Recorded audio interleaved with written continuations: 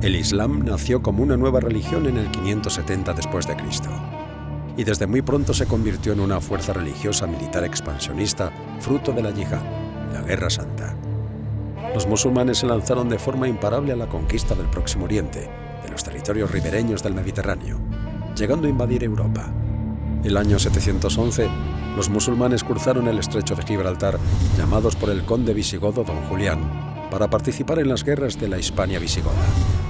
Como consecuencia de su victoria en la batalla de Guadalete, comenzaron la conquista de España. A lo largo de 7 siglos, los musulmanes dominaron gran parte de Hispania. Los reinos cristianos combatieron contra el Islam sin descanso hasta que en 1492 los reyes católicos conquistaron Granada, poniendo fin a un largo proceso histórico, la Reconquista. 40 años antes de la toma de Granada por los españoles, en 1453, los turcos tomaron Constantinopla y sus sultanes se convirtieron en la cabeza visible del mundo islámico. Comenzaba un ciclo bélico que iba a enfrentar a Occidente con el Islam, siendo Occidente defendidos por la potencia cristiana por excelencia, la España de los Austrias. Empezaba una serie de guerras y un enfrentamiento que en cierta forma dura hasta la actualidad.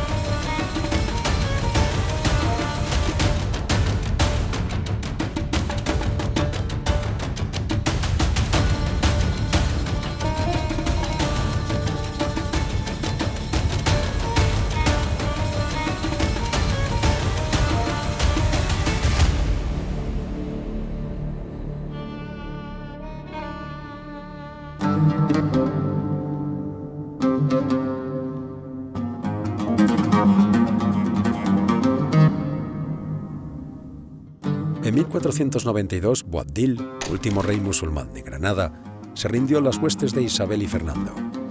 La desaparición del reino de Granada no supuso el final de la presencia musulmana en España.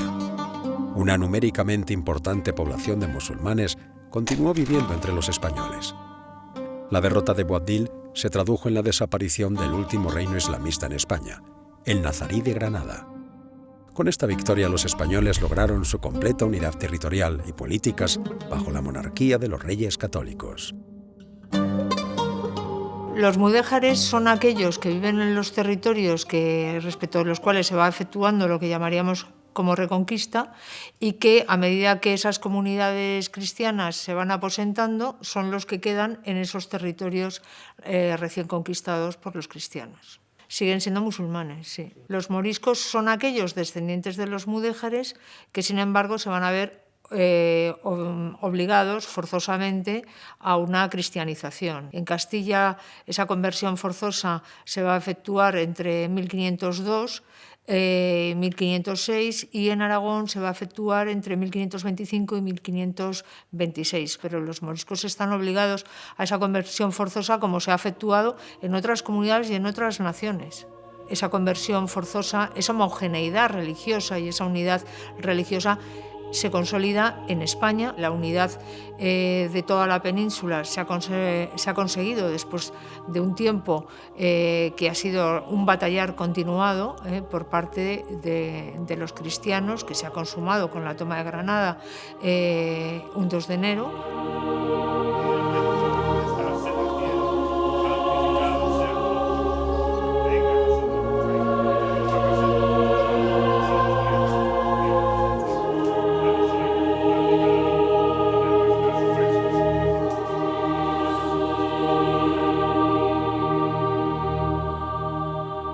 La desaparición del reino nazarí en la práctica solo supuso la ocupación efectiva del 25% del territorio antes musulmán por población cristiana, lo que les permitió conservar clandestinamente sus leyes, costumbres y formas de vida tras la derrota de Boabdil. Querido Ibrahim, este católico y buen cristiano que no hace taquilla, porque esto tú lo comes, ¿verdad? Claro, que yo como cerdo. ¿Y este cerdo lo comes?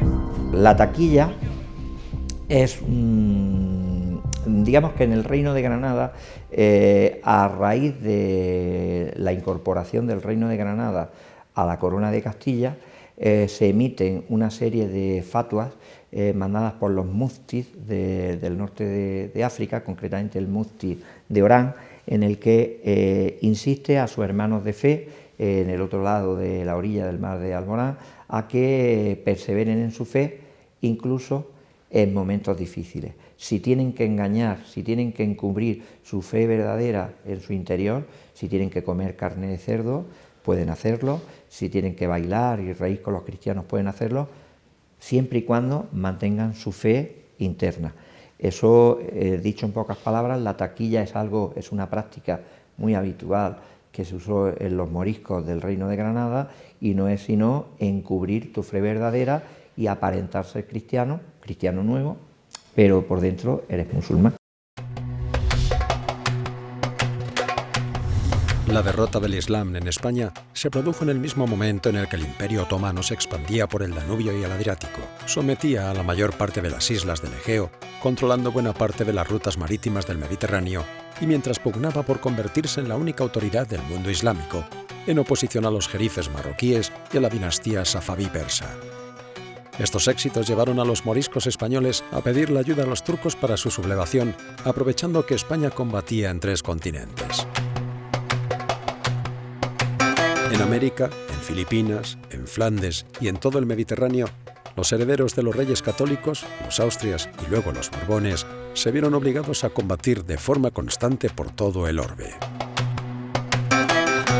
Casi a finales, segunda mitad del siglo XVI, no se podía mantener una población que evidentemente no se había convertido, que seguía su antigua religión, sus antiguos ritos, etcétera, y que era un foco, en definitiva, de descontento de una población con un grado de desobediencia que luego va a culminar, lógicamente, en la revuelta de las Alpujarras y en la guerra de las Alpujarras. Pero Felipe II no ordena inmediatamente la expulsión, ¿no? Hay que verlo en el contexto de la época. Se está produciendo la Liga Santa, la batalla de Lepanto, que es un enemigo en casa, una alianza de los moriscos con los piratas berberiscos, con los turcos, y por lo tanto tener un problema, como efectivamente se va a producir con la guerra de las Alpujarras. Luego se ve que eso es necesario, ¿no? Y que realmente hay que tener una política fuerte, porque lo que no se puede tener es el enemigo en casa, ¿no? Hay que pensar, por ejemplo, que todas las guerras que España mantiene en relación al imperio se están produciendo en Flandes, se están produciendo fuera de su territorio, ¿no? Los primeros Austria lo que quieren es preservar precisamente el corazón de sus propios reinos, ¿no? Y el corazón del imperio se sitúa precisamente en la península ibérica. Claro, la guerra de las Alpujarras varía realmente ese problema.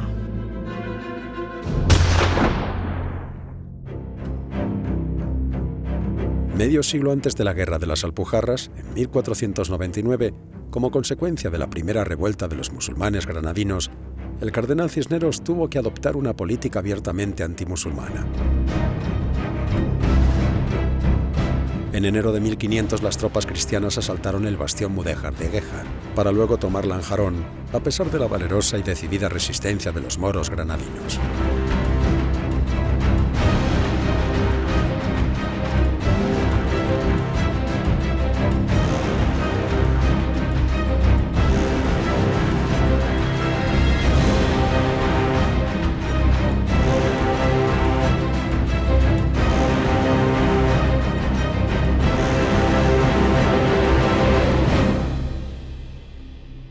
La derrota de los mudéjares dejó como secuela que los despoblados del Reino de Granada se vieran repletos de monfíes, bandoleros moros opuestos al nuevo estado de cosas nacido de la toma de Granada.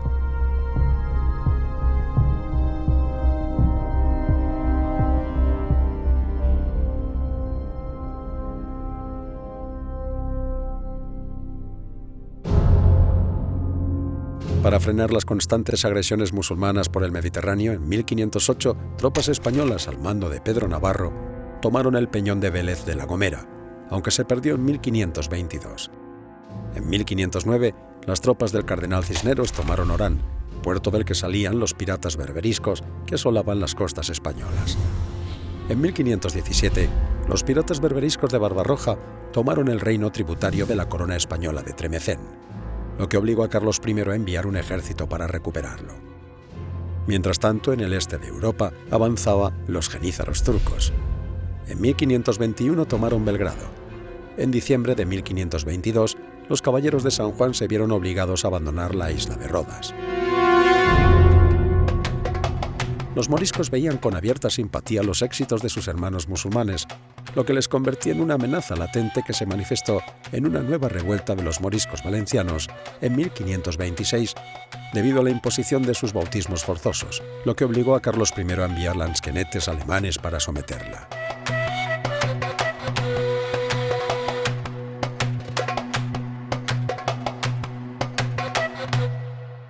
Después de las conversiones, a partir de 1525-26, se instala la idea de que esa colaboración se sigue manteniendo, porque muchos moriscos se entiende que, o desde las autoridades, desde los poderes políticos, se entiende que seguramente tienen una lealtad más intensa o más fuerte al Islam que a su propio rey, la lealtad o fidelidad.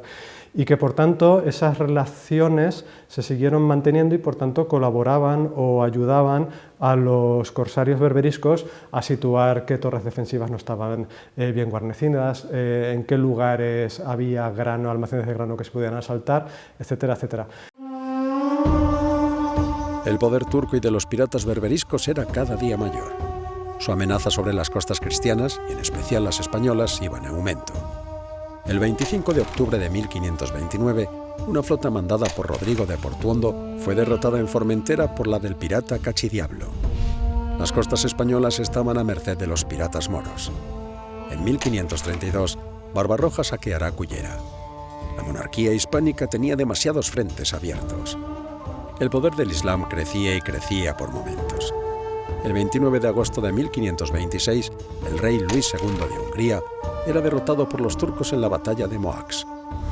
En 1529 se producía el primer asedio turco de Viena. En 1541, Solimán el Magnífico tomaba Buda. Carlos I, un emperador guerrero, contraatacó tomando La Goleta, el 14 de julio de 1535, y el 21 sus soldados asaltaban Túnez, expulsando a Barbarroja para luego tomar Bona, plaza a medio camino entre Túnez y Argel. En respuesta, el corsario Barbarroja saqueó Mahón y al año siguiente intentó hacer lo mismo con Villajoyosa. El rey francés Francisco I, a raíz de su prisión tras la derrota que sufrió en Pavía, firmó un tratado con el sultán turco Solimán el Magnífico en 1536, que suponía una traición a la cristiandad. Esto rompía los acuerdos de la paz de Cambrai o de las Damas de 1529. A finales de septiembre de 1540, los corsarios berberiscos atacan y saquean Gibraltar, pero de regreso de su correría fueron interceptados por la armada de Bernardino de Mendoza, que los derrota. Todo esto llevó a que Carlos I tomara la decisión de terminar con esta amenaza.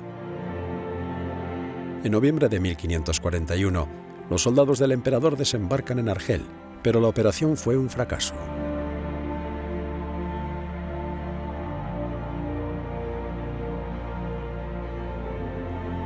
En 1543 los otomanos invernaban en Tolón gracias a su acuerdo con el rey de los franceses.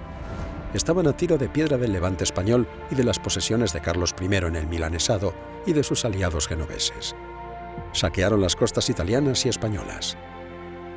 Tomaron Niza, saquearon en España Cadaqués, Rosas y Palamos, Ibiza y Formentera, Villajoyosa y Guardamar, antes de retirarse a Argel con el botín. En 1545 y 1546 repitieron los ataques al levante español. En 1549 saquearon Torrox, siendo Pollensa atacada por el corsario Dragut, y en 1553 intentaron saquear Mallorca. En 1554 tomaron Benicarló, aunque fracasaron en su intento sobre Altea.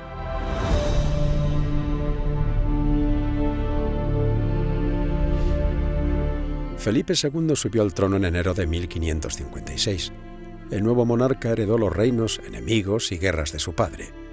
Los corsarios moros atacaron Denia en 1556 y en 1558 y 1559 raciaron las costas de Andalucía y Menorca.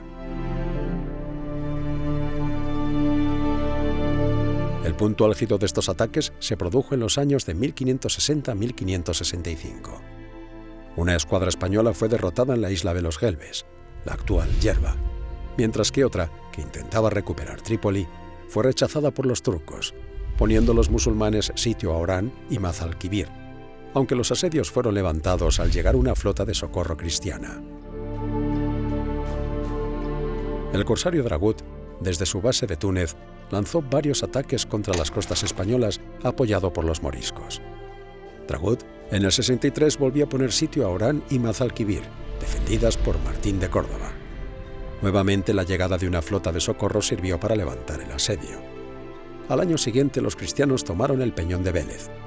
En 1565 los piratas de Tetuán atacaron Motril, lo que llevó a la flota de Álvaro de Bazán a atacar el enclave corsario y a obstruir la ría de Tetuán. En 1559, Felipe II había logrado una victoria rotunda sobre Francia, refrendada por el Tratado de Cateau-Cambrésis, firmado por Felipe II de España, Enrique II de Francia e Isabel I de Inglaterra, en unos momentos en los que el rey de España había visto cómo la disidencia religiosa y política, fruto de las herejías protestantes, brotaba peligrosamente en Flandes, Alemania e incluso en Francia. En esta situación, Felipe II no estaba dispuesto a consentir que el Islam se convirtiese en una amenaza interior en el corazón de su imperio, España. Estos continuos enfrentamientos tuvieron como consecuencia que las autoridades y la población españolas vieran en los moriscos un enemigo, gente poco fiables y amigos de los piratas berberiscos. La simpatía de los moriscos por sus hermanos de religión era evidente. Los moriscos habían sido obligados a adoptar la fe cristiana, lo que no impidió que continuasen con sus prácticas religiosas en secreto, viendo estos a los cristianos viejos como unos invasores que les imponían su presencia y su religión, viendo como algo viable librarse del yugo cristiano con ayuda de sus hermanos del Islam. Realmente la difícil convivencia que hay en el Reino de Granada se basa en el recelo a una forma de vida que no siempre son entendidas, ¿no? Los moriscos eran malos cristianos, ¿no?, en el sentido de que no cumplían conforme a los parámetros cristianos, digamos, con los preceptos de la Iglesia, toda vez que también, por otro lado, es cierto que en muchos casos encubrían prácticas musulmanas a escondidas conforme a su ley, a la taquilla. Es decir, puedes mentir y vivir con los cristianos aunque tu fe por dentro sea la contraria. Y esto evidentemente trajo consigo unos recelos de un lado y de otro que conllevaron a una difícil convivencia que terminará estallando en un conflicto bélico. No, fue buscado totalmente. Es decir, a la altura de 1567 se decreta que el aspecto de un morisco tiene que ser un aspecto cristiano. Se hacen una serie de decretos, se llama la pragmática sanción, es una ley por la cual el rey Felipe II ordena que los moriscos vistan y se comporten como cristianos. Que esto fue la gota que colmó el vaso de esta difícil convivencia de la que hablábamos y que dará lugar a una conjura compleja en la que el morisco buscó, como habían hecho sus antepasados, buscó forzar a la corona a una revuelta con la cual tratar de pactar unos nuevos acuerdos en los que se le permitieran ciertas concesiones, ¿no? Si las costas eran asaltadas por los piratas berberiscos, los campos en torno a Granada no estaban pacificados. Desde 1560 los monfíes eran un gravísimo problema de orden público. Un monfí es una persona que comienza a dar asaltos ya no tanto para vivir, para robar, para malvivir, sino que también comienza a dar asaltos a pueblos, asaltos a columnas de cristianos viejos, más con un sentido vindicativo, con un sentido de extorsionar, de dislocar de alguna manera la paz o la convivencia que pudiera haber, ¿no? Y estos monfíes fueron claves, por supuesto, luego para la rebelión de los moriscos. Las acciones de los monfíes llevaron a que su represión se extendiese a todos los moriscos, de forma paralela a sus acciones, para forzar la sublevación voluntaria o forzada de la población alpujarreña.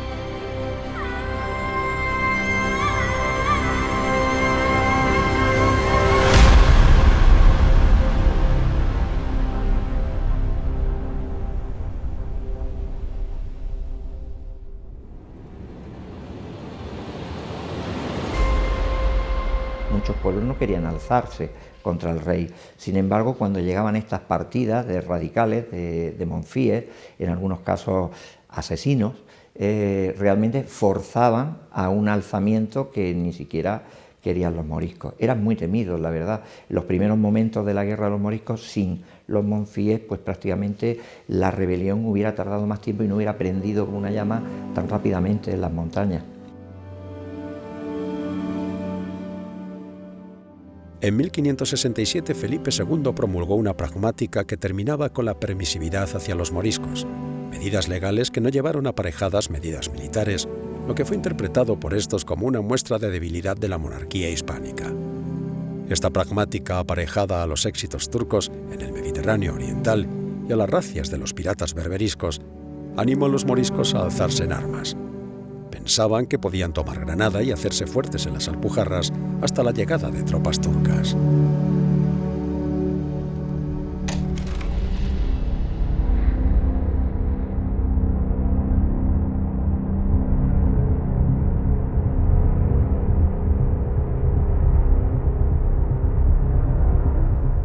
En la madrugada del 24 de diciembre de 1568, el capitán Herrera y 40 soldados a caballo fueron masacrados en el pueblo de Cadiar. Comenzaba la revuelta de los moriscos, una guerra que se iba a prolongar entre 1568 y 1571 en el mismísimo corazón de España. Los españoles iban a tener que luchar por mar y por tierra contra el Islam dentro y fuera de España.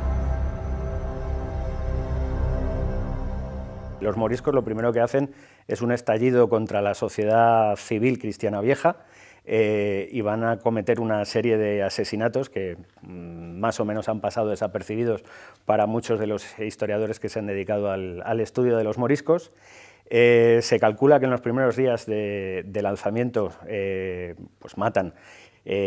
No solamente matan, torturan, asesinan salvajemente a unos 700 cristianos viejos, muchos de ellos religiosos, pero también laicos, mujeres, incluso niños. Por ejemplo, el más conocido fue el caso de Gonzalico, un niño de 10 años que sabía que le iban a matar, pero aún así el niño, pues, imbuido de la religión de ese momento, decidió que no iba a renegar de su fe, y todos los testigos recogieron que el niño había estado sereno durante todo el tiempo. Al final le cortan el cuello, su cuerpo acaba despedazado y hoy se guarda su cráneo en las Alpujarras. Por ejemplo, otro de las grandes acciones en contra de los cristianos viejos fue la quema de un convento de religiosos. Matan a los 13 religiosos que estaban en el convento y no solo los matan, primero los torturan y los llegan incluso a quemar, y a los supervivientes se les acaba ahogando en una balsa de aceite. O, por ejemplo, también fue muy típico la tortura por parte no de los hombres, sino de las mujeres moriscas, tal y como ocurría, curiosamente, en Marruecos, en la guerra de Marruecos de 1921, las mujeres eran especialistas en torturar al enemigo, al cristiano viejo, y se sabe perfectamente por testigos que utilizaban agujas para causar dolor, y otra de sus especialidades pues también era atacar el sexo del hombre cristiano viejo. Y bueno, la verdad es que a quien hierro mata, hierro muere. Y aunque fue una guerra que sí que hubo ciertas había mucha ansia por parte de los cristianos viejos de hacerse con riquezas que pertenecían a los moriscos. Se les trató, pues sí, como una segunda clase. No hay que olvidar que una rebelión así, tan sangrienta como fue, pues tiene un coste.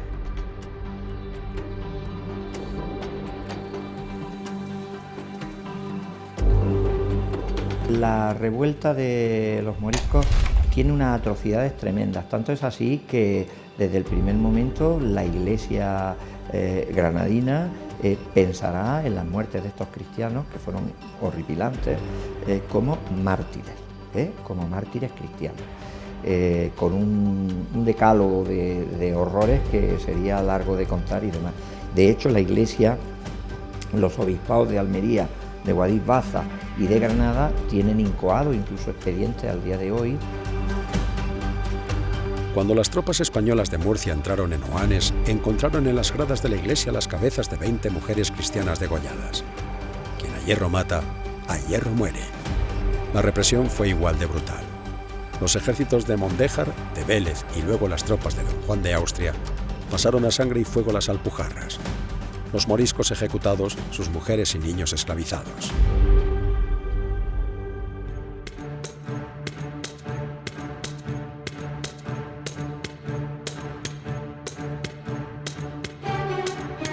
Los moriscos tenían prohibido tener armas, por lo que al principio de la revuelta sus armas eran herramientas, lanzas, hondas y ballestas. Luego llegarían los arcabuces vendidos por mercaderes judíos y andalusíes del norte de África. Los cristianos capturados eran vendidos como esclavos. El precio de un cristiano equivalía a un arcabuz.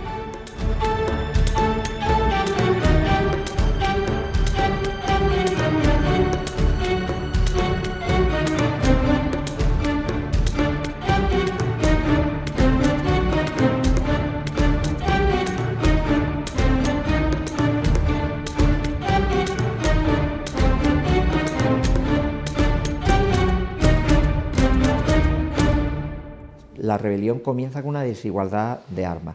Estas armas progresivamente van a seguir yendo sustituidas conforme los cargamentos de las galeras del norte de África, de los reinos de Marruecos, de las regencias del sector más oriental del norte de África y los propios turcos vayan trayendo armas. Digamos que va a haber una equiparación en armamento. De un lado, inicialmente es distinta, pero progresivamente se van igualando. Hay que pensar que cuando Aben Humeya ataca Béjar, utiliza o tiene bajo su mando unos 3.000 entre escopeteros, arcabuceros y ballesteros de una fuerza de 8.000 hombres. Incluso el sucesor de Aben Humeya, Aben Abó, va a contar con unos 8.000 escopeteros y arcabuceros durante su mandato.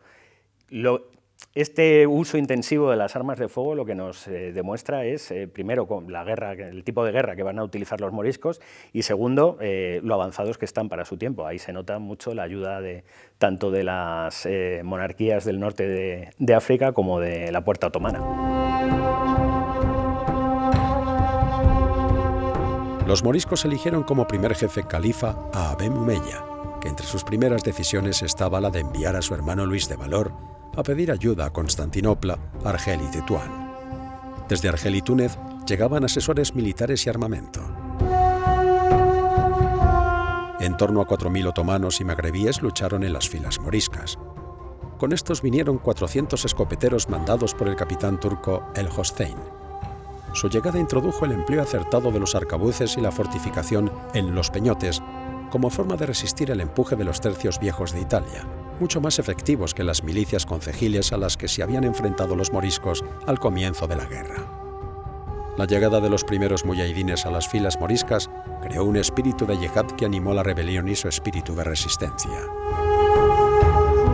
Entre los que iban muchos berberiscos con guirnaldas de flores en las cabezas, porque habían jurado vencer o morir muxeedines, que quiere decir mártires de la ley de Mahoma. Estos desventurados, engañados del demonio, que no temen a la muerte, con vana esperanza de la gloria eterna, se meten en grandes peligros de la vida. Se ha tratado el Reino de Granada como una guerra local, no lo es. Granada aparece en la correspondencia de cualquier noble importante de Italia, aparece en la correspondencia de los embajadores de Francia, de los embajadores de Venecia, de la Nunciatura española, del papado, y aparece incluso en las discusiones del diván turco. Por tanto, cuando las potencias o el propio estatú de los Países Bajos, Guillermo Orán, habla de la guerra de Granada como un momento propicio para iniciar una nueva guerra, eso tiene que tener una repercusión. En octubre de 1569, un bando declaraba la guerra a fuego y sangre. La limitada ayuda de los otomanos no fue desinteresada. La revuelta de los moriscos distrajo muchas fuerzas españolas, lo que permitió por fin a Selim II tomar Chipre tras sitiar Nicosia y Famagusta en 1570. A los turcos les importaba poco la suerte de los moriscos españoles. Al principio los moriscos tuvieron importantes victorias, gracias a su guerra de guerrillas y a tácticas como la de vestirse de mujeres para coger a los españoles desprevenidos. Pero en los asedios y en las batallas campales llevaron siempre las de perder. Al comienzo de la guerra, el mando de las tropas españolas era bicéfalo. En Granada estaban las tropas del marqués de Mondéjar, 2000 hombres para atacar la revuelta de las Alpujarras, donde había la masa más importante de moriscos no integrados, y en Murcia las del marqués de los Vélez, 400 jinetes, 5000 infantes y 6 piezas de artillería de campo de la zona de Murcia. Estas tropas eran fundamentalmente milicias concejiles y huestes nobiliarias con escasa disciplina y capacidad combativa, dedicadas más a la rapiña que a la guerra, lo que obligó a Felipe II a enviar a alguno de sus duros y experimentados tercios de Italia.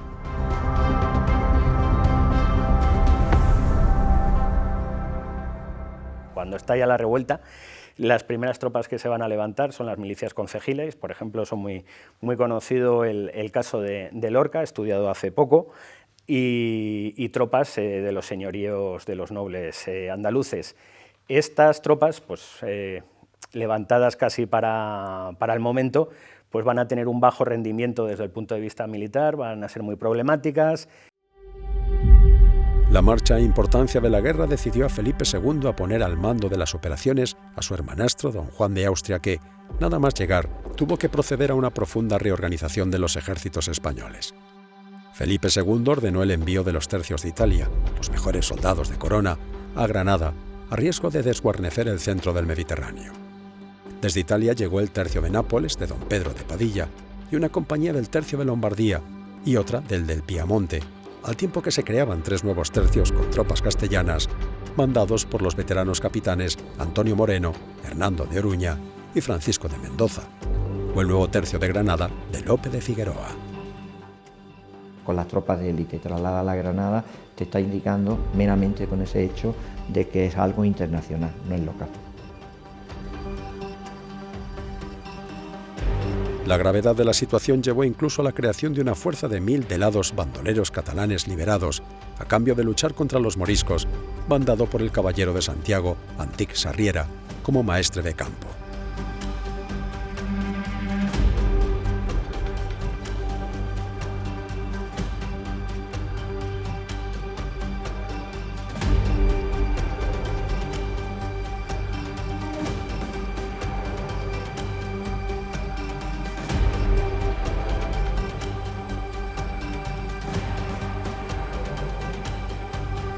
Con don Juan de Austria y la llegada de los veteranos de los tercios, la suerte de la guerra cambió definitivamente.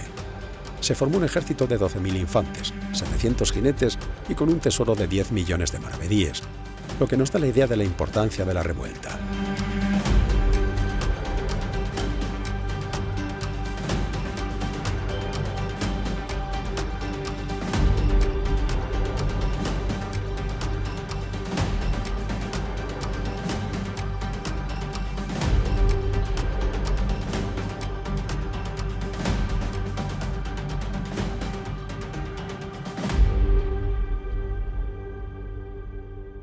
La marcha de la guerra, nada favorable a los moriscos, provocó el asesinato de Aben Humeya por sus propios correligionarios, siendo sustituido por su pariente Diego López Abenabó, que impulsó la revuelta logrando reunir una fuerza superior a los 16.000 hombres. Junto a don Juan de Austria llegó el duque de Sesa al frente de un nuevo ejército de 10.000 infantes y 500 jinetes y 12 piezas de artillería. Los moriscos eran duros combatientes. Sesa sufrió ataques en su retaguardia y en sus líneas de abastecimiento por las partidas del belicoso Abenabó. Para evitar la llegada de los refuerzos a los moriscos por el Mediterráneo, Felipe II envió una armada a las costas del sur y del Levante, al mando de Gil de Andrade y de Luis de Requesens, para cortar de raíz la ayuda del Imperio turco. Así la guerra de las Alpujarras se convirtió en una campaña terrestre y también naval. La guerra naval está poco conocida en el Reino de Granada, pero es fundamental. Primero, es fundamental para que le lleguen las ayudas a los moriscos. Los moriscos son una isla en la península que necesitan armas, necesitan asesores, necesitan pólvora, y esas armas tienen que cruzarse por el mar de Alborán. Por tanto, la Marina norteafricana ahí cumple un papel, al igual que cumple otro papel la Marina española que debe impedir de manera cautelar el que llegue. Se evidenció evidentemente las galeras de España, que se creó una unidad específica para, digamos, hacer de guardacostas. Esto es de los Reyes Católicos. Las galeras de España se mantenían, pero, digamos, estaban mal pertrechadas. Luego la orografía del reino es muy compleja, hace que las montañas lleguen hasta el mismo mar, creando pequeñas calas, y eso obligaría a un constante control. No habría suficientes barcos ni suficiente madera, ni siquiera para formar una flota que pudiera cerrar el mar de Alborán.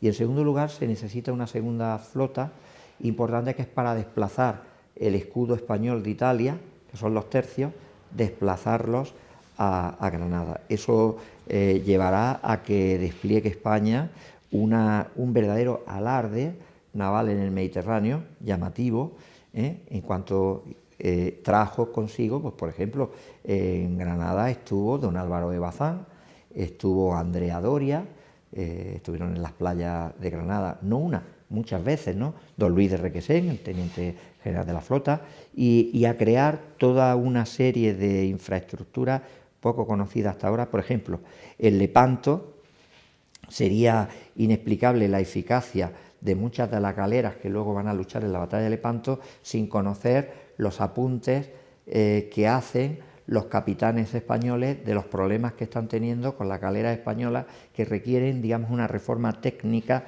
y que de hecho comienzan a realizarse en las atarazanas de Barcelona un año antes o dos de Lepanto.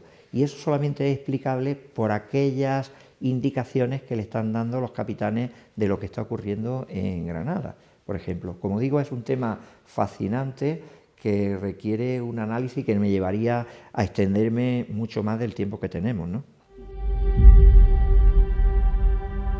La llegada de tropas al mando de Requesens la formaban 9.000 hombres y 500 jinetes, más los 3.200 hombres de los tercios y 300 caballos, al mando de don Pedro de Padilla. Desde la Calahorra, atravesando Sierra Nevada por el puerto de la Ragua, condenó la revuelta. Don Juan de Austria lentamente asfixió a los moriscos, al tiempo que promulgaba un bando de perdón el 23 de abril de 1570. El 2 de agosto de 1570 termina la Guerra de los Moriscos. El ejército real retomaba el control sobre las Alpujarras, corazón de la revuelta. El 19 de agosto Felipe II ordenó a su hermano que tomase el mando de la flota de la Santa Liga para lograr la victoria de Lepanto el 7 de octubre de 1571. Victoria a la que luego seguirá la toma de Túnez en 1573. En la Guerra de las Alpujarras, 135.000 moriscos huyeron. Fueron deportados, muertos y convertidos en esclavos casi la mitad de su población. Entre 60 y 80.000 moriscos fueron desterrados a Castilla y 3.000 moriscos fueron convertidos en esclavos. Este vacío se cubrió con la llegada de entre 40.000 y 50.000 cristianos viejos que se unieron a los más de 100.000 ya existentes en el antiguo reino de Granada, la mayoría andaluces, murcianos y valencianos. Pero hubo zonas muy extensas que quedaron despobladas, en las que bandoleros moriscos, los moncíes, siguieron campeando en estrecha relación con los piratas berberiscos. En el Reino de Granada hay 135.000 moriscos que van a ser deportados y esclavizados en ese momento de la propia guerra. Eso implica que hay una deportación entre 60 y 80.000 moriscos que luego, lógicamente, obliga a que haya una población de cristianos que van a repoblar esos territorios, porque quedan vacíos, quedan sin población.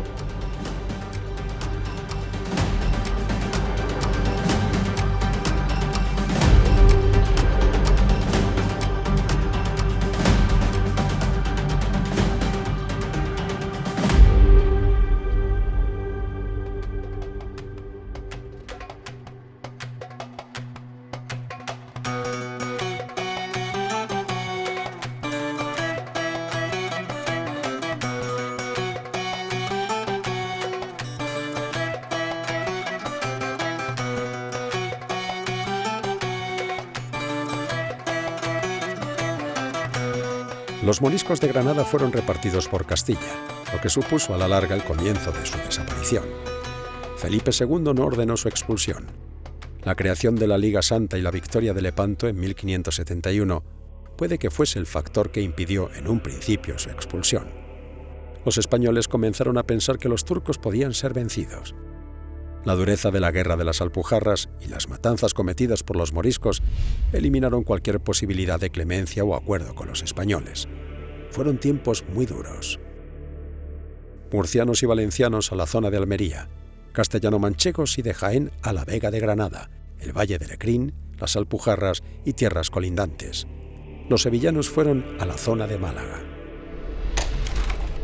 Muchos moriscos lograron huir al norte de África gracias al apoyo de los corsarios argelinos, lo que convirtió la amenaza morisca en una agresión de estos por mar con apoyo de magrebíes, turcos, holandeses, ingleses o franceses.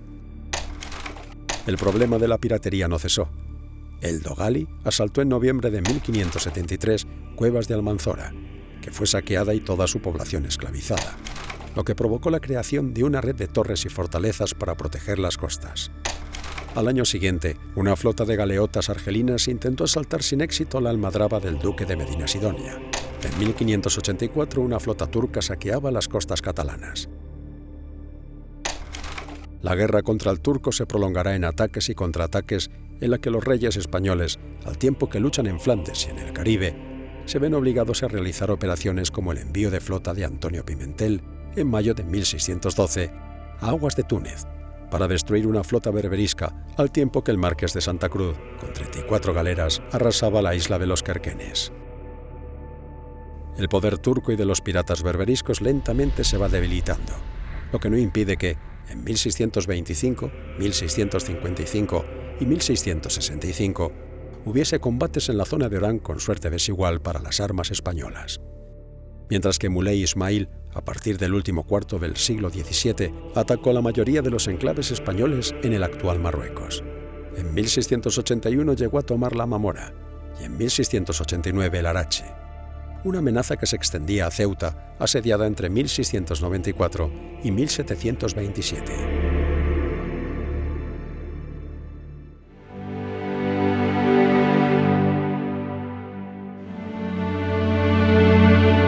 Felipe III subió al trono en septiembre de 1598 a la muerte de su padre.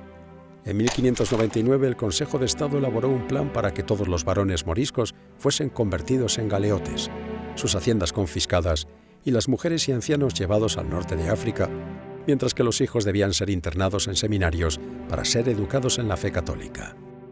A estas medidas se opuso el dominico Jaime Bleda, que defendió como alternativa su expulsión. Medida a la que también se opuso el confesor de Felipe III, Fray Jerónimo Javierre, contrario incluso a la expulsión, ya que esta medida impediría su evangelización.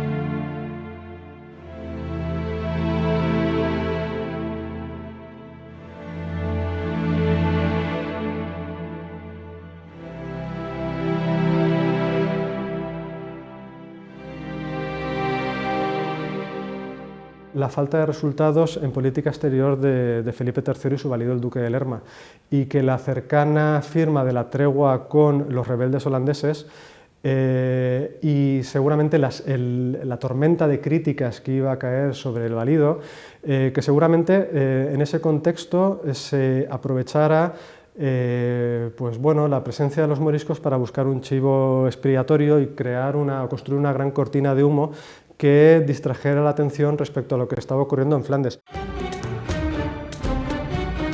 Los moriscos valencianos estaban en contacto con el rey de Francia para desencadenar una nueva sublevación general en toda España.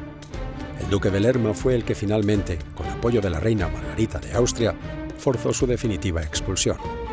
Fueron expulsados 120.000 moriscos del Levante hasta enero de 1620.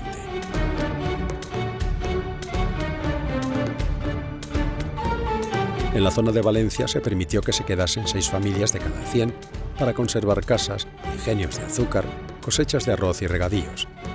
Las moriscas casadas con cristianos y viejos y con hijos menores de 6 años se pudieron quedar, pero si el padre era morisco y ella era cristiana vieja, el marido era siempre expulsado y únicamente los hijos menores de 6 años se quedarían con su madre.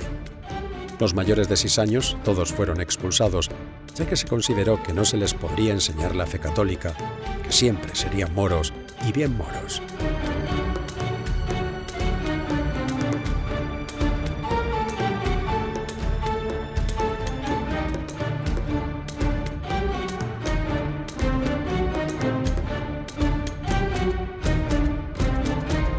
Los moriscos ahora expulsados fueron llevados a Berbería, donde establecieron, por ejemplo, la República Corsaria de Salé. Algunos de ellos incluso cruzaron el Sáhara para llegar a Mali y formar el reino morisco de Tombuctú, el de los armas. Algunos pequeños grupos salieron por tierra a Francia. En algunos sitios, como Villarrubia de los Ojos, donde estaban muy mezclados con los cristianos viejos, se les expulsó hasta 3 veces y siempre regresaron protegidos por sus vecinos.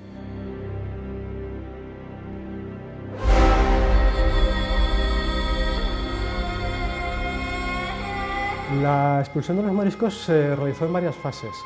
Ante la certidumbre de que era imposible expulsar a todos los moriscos al mismo tiempo. Estamos hablando de un total de en torno a 300.000 personas en toda la península ibérica, muy concentradas en Valencia. De hecho, en el Reino de Valencia eran casi 1/3 de la población, estaríamos hablando de entre 130 a 140.000 personas, pero luego había 60.000 en el Reino de Aragón, muchos menos, solamente en torno a unos 5.000 en el Principado de Cataluña, pero luego había pues básicamente en torno a 100.000 moriscos repartidos por toda la corona de Castilla, que realmente estaban muy disgregados.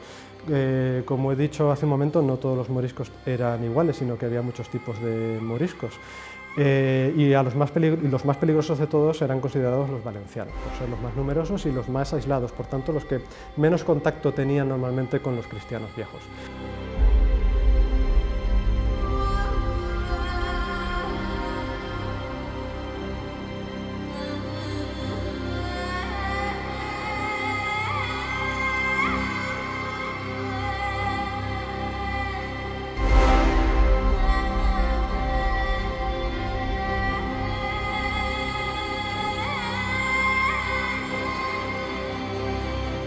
De Extremadura y de las 2 Castillas se expulsaron casi 50.000 y de Aragón unos 70.000. Henri Lapeire habla de algo más de 270.000, mientras que otros autores de 300.000, como Domínguez Ortiz, de un total de 320.000 moriscos, el 4% de la población de España de aquel tiempo.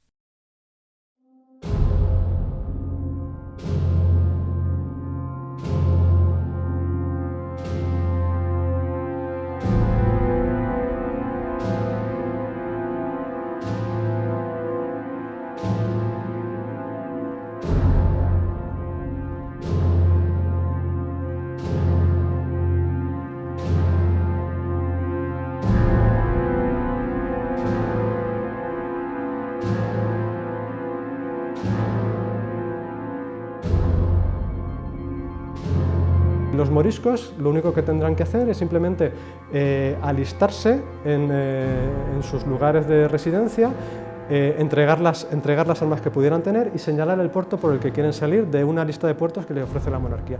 Y así ellos también poco a poco van saliendo y a lo largo de unos pocos meses también en torno a unos 20.000 moriscos granadinos de Andalucía y Murcia han salido. Esa fase más o menos termina entre abril y mayo y da comienzo a continuación una cuarta fase que ya se aplica sobre los moriscos de Aragón y Cataluña. Es una expulsión un poco más militarizada, un poco más controlada, pero muy parecida a la andaluza, y termina en septiembre de 1610. En ese septiembre de 1610 prácticamente casi todos los moriscos habían sido expulsados, bueno, casi todos, de la Corona de Aragón prácticamente todos, y de Castilla una buena parte, tal vez en torno a la mitad, un poco menos de la mitad. De manera que a partir de finales de 1610 solo queda sacar a los últimos moriscos castellanos, pero ahí estará el problema.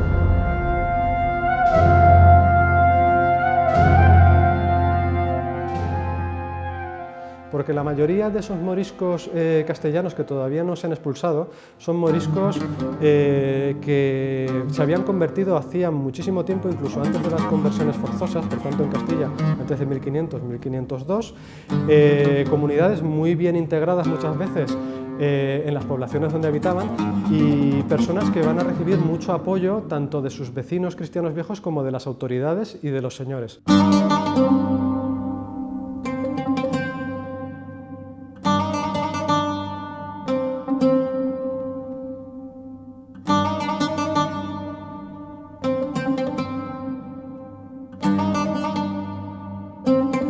Hubo varias nuevas revueltas de moriscos al llegar noticias de la mala acogida que tuvieron en Berbería. 20.000 cogieron las armas en Valencia, siendo masacrados por un tercio de los de Italia llegado a Denia. La represión fue más terrible, si cabe, que en ocasiones anteriores. Muchos moriscos vendían a sus hijos por un poco de pan o un puñado de higos antes de verlos pasados a cuchillos o muertos a arcabuzazos, cuando no de hambre. En orden de procesión desordenada, mezclados los de a pie con los de caballo, yendo unos entre otros, reventados de dolor y de lágrimas, llevando grande estruendo y confusa vocería, cargados de sus hijos y mujeres, de sus enfermos, viejos y niños, llenos de polvo, sudando y carleando los unos en carros, apretados allí con sus personas, alhaja y baratijas. Unos iban a pie, rotos, mal vestidos, calzados con unas esparteñas y un zapato. Otros con sus capas al cuello, otros con sus fardelillos y otros con diversos envoltorios y líos. Todos saludando a los que los miraban, diciendo: «El Señor les ende guarde. Señores, queden con Dios». En 1614 terminaba el conflicto de los moriscos, que se había prolongado a lo largo de un siglo.